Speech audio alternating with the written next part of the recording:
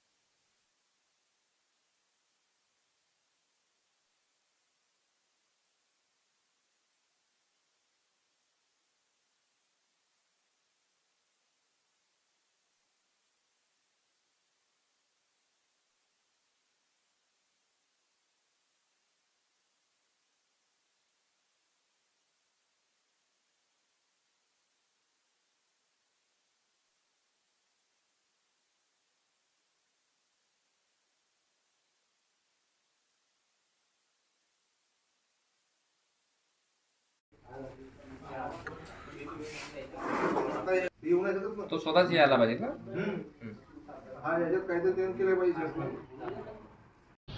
गोंदिया जिल्ह्यामध्ये रब्बी पणन हंगामामध्ये बाजारामध्ये भाव कमी असल्यामुळे शेतकऱ्यांचा ओढा हा शासकीय आधारभूत किमती खरेदी केंद्राकडे मोठ्या प्रमाणात होता.